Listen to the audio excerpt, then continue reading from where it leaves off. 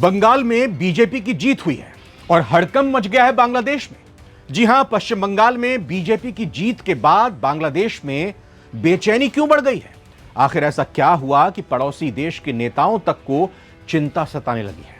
पश्चिम बंगाल के चुनावी नतीजे अब सभी के सामने हैं। भारतीय जनता पार्टी का पश्चिम बंगाल में सरकार बनाना तय है, लेकिन इस बार सबसे दिलचस्प बात यह है कि जितनी बेचैनी राज्य में सत्ताधारी all India Trinamool Congress TMC में दिखनी चाहिए थी, उससे कहीं ज्यादा चिंता बांग्लादेश में नजर आ रही है। बॉर्डर स्टेट होने की वजह से बांग्लादेश को डर सता रहा है कि अगर बंगाल में बीजेपी सरकार बनती है तो अवैध घुसपैठ के खिलाफ कड़ी कार्रवाई शुरू हो सकती है और इसका सीधा असर ढाका पर पड़ेगा। बांग्लादेश के आए हुए लोग जो भारत में रह रहे हैं उनको वापस बांग्लादेश भेजा जाएगा। सोमवार को जैसे ही कोलकाता में बीजेपी ने बहुमत का यह जादुई आंकड़ा पार किया, ढाका के पावर कॉरिडोर यानी बांग्लादेशी सचिवालय के माथे पर पसीना आने लगा। सवाल यह कि भारत के एक राज्य के चुनाव से एक पूरा देश क्यों डर रहा है, घबरा रहा है? आखिर कोलकाता में भगवा झंडा फहराते ही ढाका में बेचैनी क्यों बढ़ गई? बांग्लादेश में सबसे बड़ा डर पुश बैक का है। दरअसल बीजेपी ने अपने चुनावी मैनिफेस्टो में अवैध घुसपैठ को बड़ा मुद्दा बनाया है।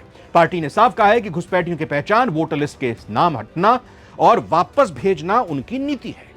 इसके साथ ही सीमा पर फेंसिंग तेज करने, अवैध अतिक्रमण हटाने और राष्ट्रीय सुरक्षा को मजबूत करने का भी वादा किया है।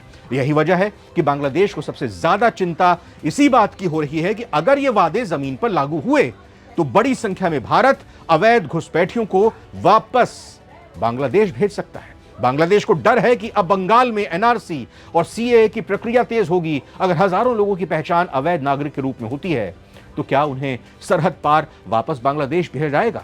बांग्लादेश पहले से ही लाखों रोहिंग्या शरणार्थियों के बोझ तले दबा हुआ है।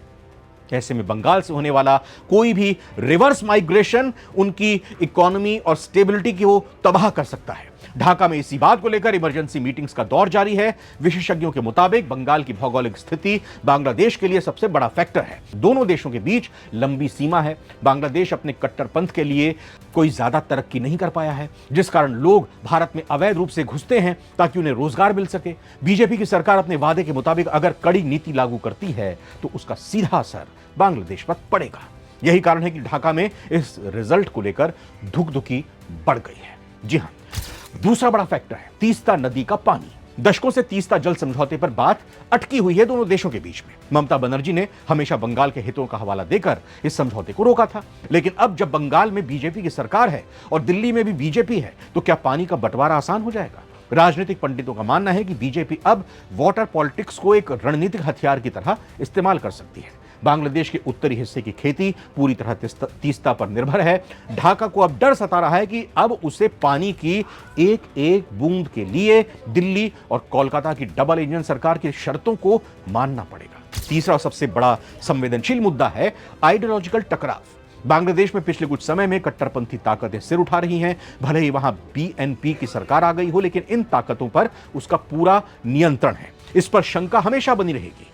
वहीं पश्चिम बंगाल में बीजेपी की जीत एक प्रखर हिंदुत्व के नैरेटिव पर हुई है। जानकारों का कहना है कि बंगाल में बीजेपी की जीत से बांग्लादेश के भीतर अल्पसंख्यक हिंदुओं के प्रति नजरिए में बदलाव आ सकता है। साथ ही बॉर्डर पर सुरक्षा और क्रॉस बॉर्डर टेररिज्म को लेकर अब जीरो टॉलरेंस की नीति होगी। ढाका को यह डर है कि अगर सीमा पर सख्ती बढ़ी तो वहां चल रहे कई अवैध सिंडिकेट और व्यापारिक रास्ते बंद हो जाएंगे, जो उनकी अर्थव्यवस्था के लिए एक बड़ा झटका होगा।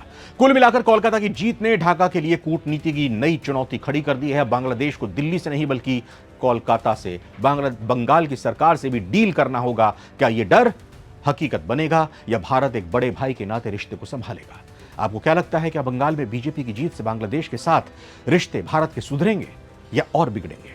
कमेंट बॉक्स में अपनी राय जरूर दीजिएगा। नमस्कार।